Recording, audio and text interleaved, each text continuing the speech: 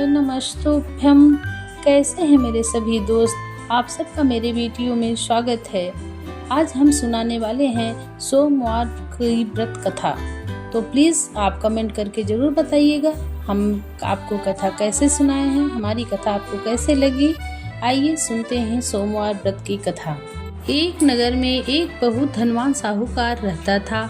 उसके घर में धन की कमी नहीं थी, परंतु वह बहुत दुखी था क्योंकि उसके कोई पुत्र नहीं था। वह इसी चिंता में दिन रात दुखी रहता था। पुत्र की कामना के लिए वह प्रत्येक सोमवार शिव जी का व्रत और पूजन किया करता था तथा सायंकाल मंदिर जाकर शिव जी के सामने दीपक जलाया करता था।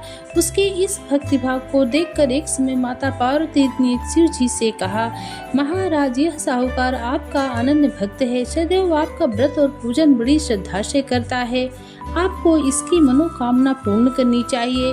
शिव जी ने कहा, हे पार्वती, यह संसार कर्म क्षेत्र है। किसान खेत में जैसा बीज बोता है वैसी ही फसल काटता है, उसी तरह मनुष्य संसार में जैसा कर्म करते हैं वैसा ही फल भोगते हैं। माता पार्वती ने अत्यंत आग्रह से कहा, महाराज, जब यह आपका अनन्य भक्त है और इसको किसी प्रकार का दुख है तो उसे आपको अवश्य दूर करना चाहिए। आप तो सदैव अपने भक्तों पर दयालु होते हैं और उनके दुखों को दूर करते हैं। यदि आप ऐसा नहीं करेंगे तो मनुष्य आपका पूजन तथा व्रत क्यों करेंगे? माता पार्वती का ऐसा आग्रह देख शिव जी कहने लगे, हे पार्वती, इसके कोई पुत्र नहीं है, इसी चिंता में यह अति दुखी रहता है। इसके भाग्य में पुत्र न होने पर भी मैं इसको पुत्र की प्राप्ति का वर देता हूँ, परंतु वह पुत्र केवल 12 वर्ष तक ही जीवित रहेगा। इसके पश्चात वह मृत्यु को प्राप्त हो जाएगा। इससे अधिक मैं इसके लिए कुछ नहीं कर सकता। माता पार्वती और भगवान शिव का यह वार्तालाप साहूकार सुन रहा था। इससे उसको ना तो प्रसन्नता हुई और ना ही दुख हुआ। वह पूर्व की तरह शिव जी का व्रत और पूजन करता रहा। कुछ समय बाद साहूकार की स्त्री गर्भवती हुई और 10वें महीने उसके गर्भ से अति सुंदर पुत्र उत्पन्न हुआ। साहूकार के घर में बहुत खुशियां मनाई गईं, परंतु साहूकार तो यह जानता था कि उसकी केवल 12 वर्ष तक ही आयु है, इसलिए उसने अधिक प्रसन्नता प्रकट नहीं की और ना ही किसी को यह भेद ही बताया। जब वह बालक 11 वर्ष का हो गया तो बालक की माता ने उसके पिता से उसका विवाह करने के लिए कहा। साहूकार ने कहा, अभी मैं इसका विवाह नहीं करूँगा, मैं अपने पुत्र को काशी पढ़ने के लिए भेजूँगा।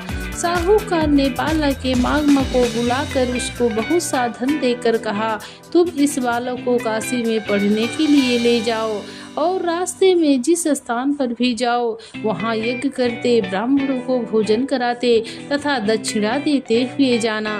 दोनों मामा भांजे यज्ञ करते, ब्राह्मणों को भोजन कराते तथा दक्षिणा देते काशी जी की ओर चल पड़े। रास्ते में एक नगर पड़ा। उस नगर के राजा की कन्या का विवाह था, परंतु जो राजकुमार विवाह करने के लिए आया था वह एक आंख से काना था। उसके पिता राजा को इस बात की बड़ी चिंता थी कि कहीं राजकुमार को देख राजकुमारी तथा उसके माता पिता विवाह में किसी प्रकार की अड़चन पैदा न करे। जब उसने सेठ के अति सुंदर इस लड़के को देखा तो मन में विचार किया कि क्यों ना द्वारचार के समय इस लड़के से वर की सारी रस्में पूरी की जाएं।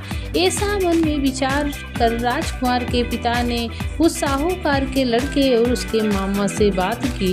वे राजी हो गए। फिर उस साहूकार के लड़के को वर के कपड़े पहनाकर तथा घोड़ी पर बैठाकर कन्या के द्वार पर ले गए।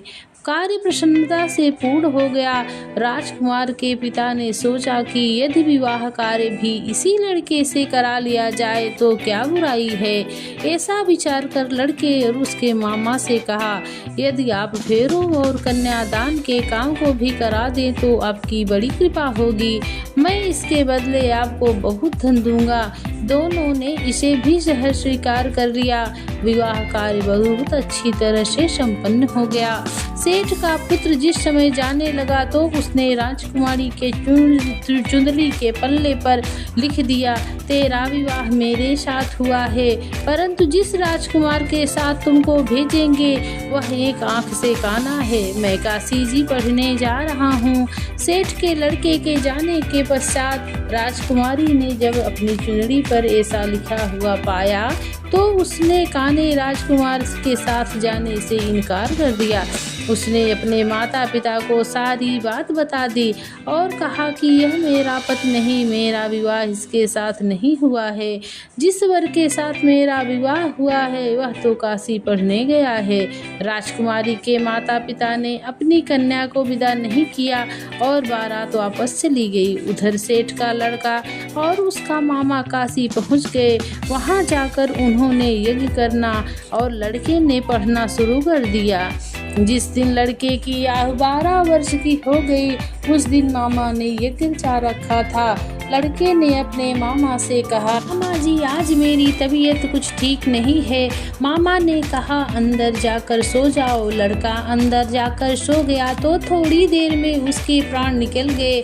जब उसके मामा ने आकर देखा कि उनका भांजा मृत पड़ा है तो उनको बड़ा दुख हुआ। उसने सोचा कि अगर मैं अभी रोटना पीटना मचा दूंगा तो यज्ञ का कार्य अधूरा रह जाएगा। अतः उसने जल्दी से यज्ञ का कार्य समाप्त करवाकर ब्राह्मणों के जाने के बाद रोना पीटना शुरू कर दिया। संयोगवश उसी समय शिव पार्वती वो घर से जा रहे थे। जब उन्होंने जोर जोर से रोने की आवाज़ सुनी तो पार्वती जी कहने लगी, हे महाराज कोई दुखिया रो रहा है, इसके कष्ट दूर कीजिए। जब शिव पार्वती वहां पहुँचे तो उन्होंने पाया कि वहां एक लड़का मरा पड़ा था। माता पार्वती कहने लगी, महाराज यह तो उसी सेठ का लड़का है जो आपके वरदान से उत्पन्न हुआ था। शिव जी ने कहा, हे पार्वती इसकी आयु इतनी ही थी, वह यह भोग चुका। तब पार्वती जी ने कहा, हे महाराज इस बालक को और आयु दें, नहीं तो इसके माता पिता तड़प तड़प कर मर जाएंगे। माता पार्वती के बार बार आग्रह करने पर शिव जी ने उसको जीवन का वरदान दिया। शिव जी की कृपा से वह लड़का जीवित हो गया। इसके बाद शिव जी और पार्वती कैलाश पर्वत को चले गए। शिक्षा पूरी होने पर वह लड़का और उसका मामा उसी प्रकार यज्ञ करते, ब्राह्मणों को भोजन कराते तथा दक्षिणा देते अपने घर की ओर चल पड़े। रास्ते में उसी नगर में आए जहां उस लड़के का वहां की राजकुमारी से विवाह हुआ था। वहां आकर उन्होंने यज्ञ आरंभ कर दिया। उस लड़के के ससुर वहां के राजा ने उसको पहचान लिया और महल में ले जाकर उसकी बहुत आवभगत की। बहुत से दास दासियों सहित आदर पूर्वक अपनी राजकुमारी और जमाई को विदा किया। जब वे अपने नगर के निकट आए तो मामा ने कहा कि मैं पहले तुम्हारे घर जाकर तुम्हारे माता पिता को कबर कर आता हूँ। जब उस लड़के के मामा घर पहुँचा तो देखा कि लड़के के माता पिता घर की छत पर बैठे हैं।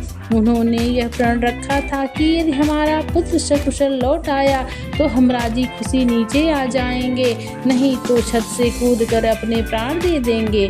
उस लड़के के मामा ने आकर जब यह समाचार दिया कि आपका पुत्र आ गया है तब उनको विश्वास नहीं हुआ। उसके मामा ने जब शपथ पूर्वक कहा कि आपका पुत्र अपनी पत्नी तथा बहुत सारा धन साथ लेकर आया तो सेठ प्रसन्नता पूर्वक भर उठा। सेठ सेठानी आनंद पूर्वक नीचे आए। बाहर आकर उन्होंने अपने पुत्र तथा उसकी पत्नी का भरपूर स्वागत किया। सभी प्रसन्नता के साथ रहने लगे। जो कोई सोमवार के व्रत को धारण करता है अथवा इस कथा को पढ़ता या सुनता है उसके सब दुख दूर होते हैं, उसकी समस्त मनोकामनाएं पूर्ण होती हैं तथा इस लोक में नाना प्रकार के सुख को भोग कर अंत में सदाशिव के लोक को प्राप्त होता है। श्री शिवाय नमस्तुभ्यं। शंकर भगवान की जय, माँ पार्वती की जय, सारे भक्तों की जय। आशा करती हूँ आप सबको हमारी ये कथा अच्छी लगी होगी। बने रहिएगा हमारे अगले वीडियो के लिए। तब तक के लिए श्री शिवाय नमस्तुभ्यं।